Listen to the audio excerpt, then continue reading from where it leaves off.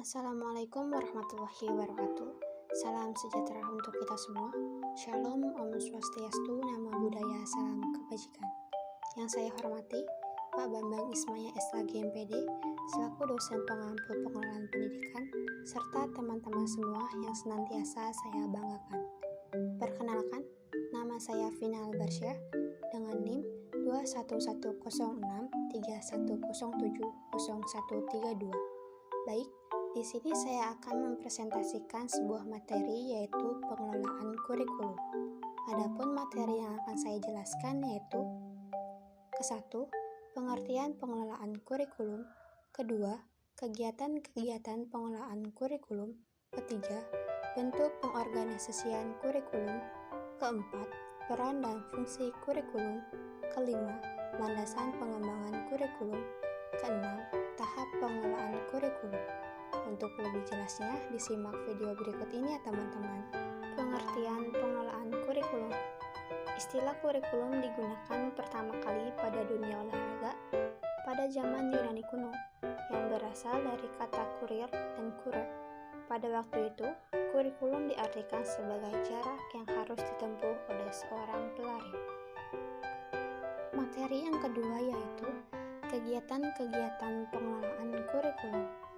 Ke-1, kegiatan yang berkaitan dengan tugas guru yaitu A. Pembagian tugas membelajarkan, B. Pembagian tugas membina kegiatan ekstrakurikuler. Kedua, kegiatan yang berkaitan dengan proses pelaksanaan pembelajaran, A. Penyusunan jadwal pelajaran, B. Penyusunan program pelajaran, C. Pengisian daftar kemajuan kelas, D. Kegiatan mengelola kelas, E. Penyelenggaraan evaluasi hasil belajar, F. Laporan hasil belajar, dan yang terakhir, G. Kegiatan membimbing dan penyuluhan. Materi yang ketiga yaitu bentuk pengorganisasian kurikulum. Ada 4 bentuk pengorganisasian kurikulum yang bisa diterapkan di lembaga pendidikan yaitu 1. Separated subject kurikulum. Kurikulum ini menyajikan segala bahan pelajaran dalam berbagai macam mata pelajaran yang terpisah-pisah satu sama lain dan juga antara satu kelas dengan kelas yang lain. Kedua, curated kurikulum. Bentuk ini menghendaki agar mata pelajaran satu sama lain ada hubungan, walaupun mungkin batas-batas yang satu dengan yang lain masih dipertahankan. Ketiga, integrated kurikulum. Integrated kurikulum meniadakan batas-batas antara berbagai mata pelajaran dan menyajikan pelajaran dalam bentuk unit atau keseluruhan. Semua ini dimaksudkan agar anak dapat dibentuk menjadi pribadi yang integrate, yakni manusia yang selaras dengan lingkungan hidupnya. Keempat, core kurikulum. Pada prinsip core kurikulum memberikan pelajaran yang umum. Materi yang keempat yaitu peran dan fungsi kurikulum. Sebagai salah satu komponen dalam sistem pendidikan, kurikulum memiliki 3 peran yaitu ke-1, peran konservatif. Peran konservatif kurikulum adalah melestarikan berbagai nilai budaya sebagai warisan masa lalu, dikaitkan dengan era globalisasi sebagai akibat kemajuan ilmu pengetahuan dan teknologi yang memungkinkan mudahnya pengaruh budaya asing menggerogoti budaya lokal. Maka, peran konservatif dalam kurikulum memiliki arti yang sangat penting. Kedua, peran kreatif. Dalam peran kreatif, kurikulum harus mengandung hal-hal baru sehingga dapat membantu siswa untuk dapat mengembangkan setiap potensi yang dimilikinya agar dapat berperan aktif dalam kehidupan sosial masyarakat yang senantiasa bergerak maju secara dinamis. Ketiga, peran kritis dan evaluatif. Kurikulum berperan untuk menyeleksi nilai dan budaya mana yang perlu dipertahankan dan nilai atau budaya baru yang mana yang harus dimiliki anak didik. Kurikulum harus berperan dalam menyeleksi dan mengevaluasi segala sesuatu yang dianggap bermanfaat untuk kehidupan anak didik sesuai dengan peran yang harus dimainkan kurikulum sebagai alat dan pedoman pendidikan.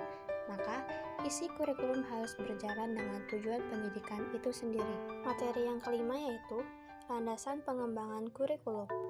Yang pertama, landasan filosofis. Filsafat berasal dari Yunani kuno, yaitu dari kata philos dan sophia. Philos artinya cinta yang mendalam dan sophia artinya kearifan dan kebijaksanaan. Filsafat secara harfiah diartikan sebagai cinta yang mendalam akan kearifan. Secara populer, filsafat sering diartikan sebagai pandangan hidup suatu masyarakat atau pendirian hidup bagi individu. 2. Landasan psikologis. A. Psikologis perkembangan anak. Untuk memahami perkembangan siswa, Piaget mengemukakan teori perkembangan kognitif atau intelektual. Kemampuan kognitif merupakan suatu yang fundamental yang mengarahkan dan membimbing perilaku anak. B. Psikologis belajar. Menurut aliran behavioristik, belajar pada hakikatnya adalah pembentukan asosiasi antara kesan yang ditangkap panca indera dengan kecenderungan untuk bertindak atau hubungan antara stimulus dan respon. Ketiga, landasan sosiologis dan teknologis. A. Kekuatan sosial yang dapat mempengaruhi kurikulum. B. Kemajuan iptek sebagai bahan pertimbangan penyusunan kurikulum. Materi yang terakhir yaitu tahapan pengelolaan kurikulum. Tahapan pelaksanaan kurikulum di sekolah meliputi ke-1, tahapan perencanaan, kedua, tahapan pengorganisasian dan koordinasi, ketiga, tahapan pelaksanaan, yang terakhir atau yang keempat, tahapan pengendalian. Penyusunan soal semacam itu sebaiknya tidak dilakukan oleh guru sendiri-sendiri, tetapi dilakukan oleh beberapa guru bidang studi sejenis atau oleh MGMP mengarah pada soal standar. Mungkin cukup sekian materi presentasi yang dapat saya jelaskan. Kurang lebihnya mohon maaf. Wabillahi taufiq wal hidayah. Wassalamualaikum warahmatullahi wabarakatuh. Terima kasih.